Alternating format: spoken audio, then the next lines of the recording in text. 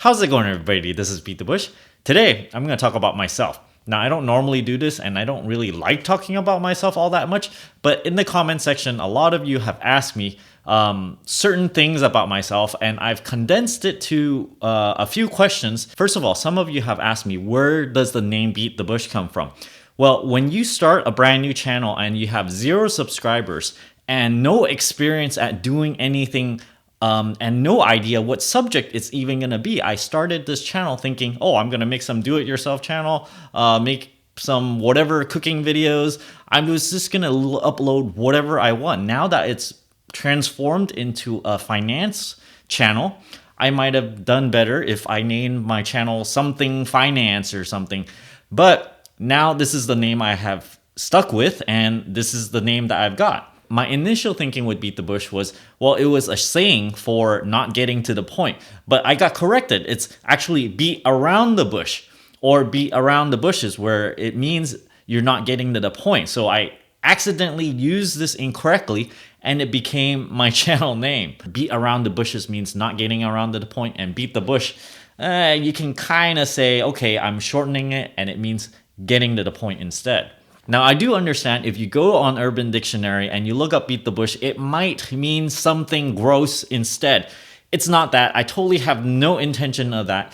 After making the channel, I then realized, oh yeah, it could have a second meaning for something weird like that. Well, this is way too bad for me because this is what I'm stuck with, and this is actually a serious finance channel. So enough about the name of the channel. I'm going to talk a little bit about my background. Now, I've made a video where I outlined that my net worth has compounded annual growth rate of 37%. Now, this is not much if you're just talking about 1 year. Maybe you got lucky or something, or maybe you started off with $10,000 and then you get $13,700, and okay, that's 37%. But the cool part about this is that my net worth actually increased 37% on average, about that much for the last 8 years. 8 years, you would think it's kind of hard to do, because when you consistently go, okay, 37%, this is really hard to do, because especially when you get up into like, $100,000 worth of net worth, and then you get another 37% on top of that, that's another $37,000. Or let's say if net worth is about $1 million, then another 37% on top of that is $370,000.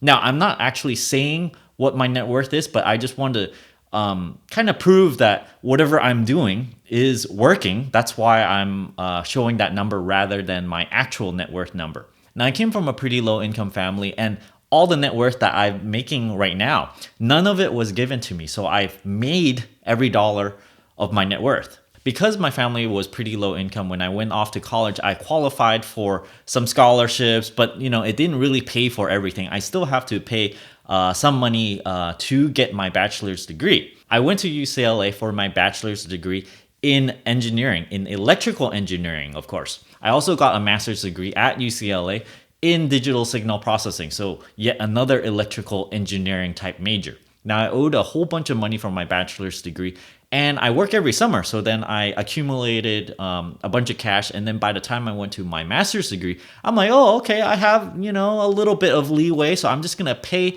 for roughly half of my master's degree with cash. So then I just kind of paid for it. And then the remainder, I just kind of took out a loan. So then that got added to my full student loan. By now, I paid it all off already. So I no longer have a student loan. Now, in the comment section, some of you have asked me some, somewhat personal question. It might have nothing to do with finances, but it really has to do with who I am, what my background is. It might sound strange to you, but I'm going to share it anyway. I went to a public high school. The second thing is my zodiac sign. This is a bit weird if you believe in that kind of stuff. I'm not going to share my birthday, but it is Virgo. Okay, so, we are close to my birthday here in September. So I'm a Virgo. That's who I am. I also have a blood type. You might want to know my blood type to figure out what my personality is. Maybe you guys want to, guess before, just based on my videos, what type of blood type I am. Apparently, in the Japanese culture, they like to, classify people. Oh yeah, if you're this blood type, then, your traits are like this or whatnot. But What I am is AB minus. AB minus, if you look at the population spread of how many people have AB minus, is very, very little. Across the US, it's about 0.6%.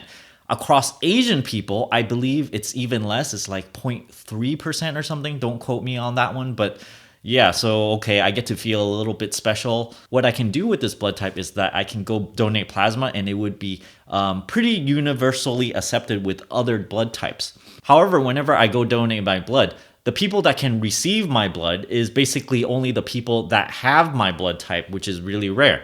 So to me, maybe giving blood in my blood type is not the best thing. So for the same amount of time, I might need to do plasma instead. You might be wondering, how did I get to be so good at finances? How was I able to just create this such a high gain of net worth and consistently over time? I would have to say this is basically learned from when I was young. When I was very young, I was a very, very good saver. Whenever I have money, I would just save that instead of buying random snacks or buying like a Coke or something where I was giving an allowance. I would rather not buy those things and then save it up instead. And I would save up so much that, like a kid should not have that much money. And then as time progressed, I learned about new things, learned about credit cards, how to invest, all kinds of little things. And it's basically like a constant research of anything I don't know. If there's like financial terms I don't know, I just, these days internet, I Google it and then I go, okay. And then I read into it. It might take me an hour or two to figure out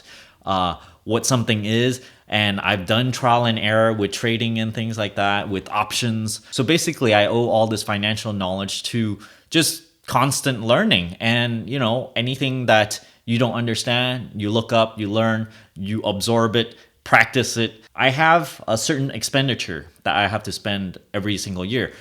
I look at it like a little wooden thing where I'm like whittling it away a little bit very slowly, and I'm just kind of like molding it and kind of taking care of a plant or something. I'm like every single day I'm like, oh yeah, I should do this, and by the time you're done with it, it's like this beautiful bonsai plant or something where you maintained it very well. Things are pretty automatic and, well, it just kind of runs itself these days. And finally, this time is probably the first time I'm wearing this green fleece sweatshirt.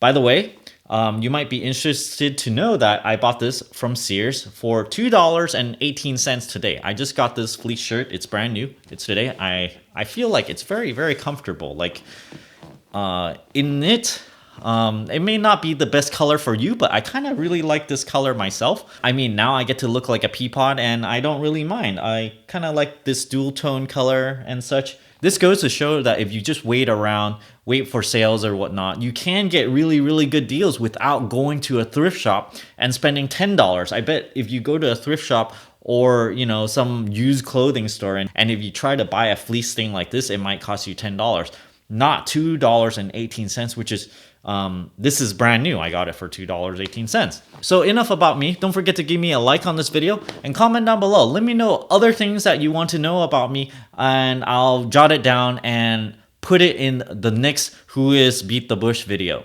If you're interested in supporting my channel, don't forget to check out my Audible link down in the video description below, where you can get a free audiobook. And if you don't like this audiobook, you can cancel it before the subscription expires, and you can still keep this audiobook for free and help benefit this channel. If you're interested in supporting my channel directly, don't forget to check out my Patreon link over here, where I give various perks at various contribution levels, such as helping you with your credit score or your finances. And as always, don't forget to subscribe to my channel over here and click that bell icon next to that subscribe button so that you get a notification whenever I upload a brand new video. Thanks for watching.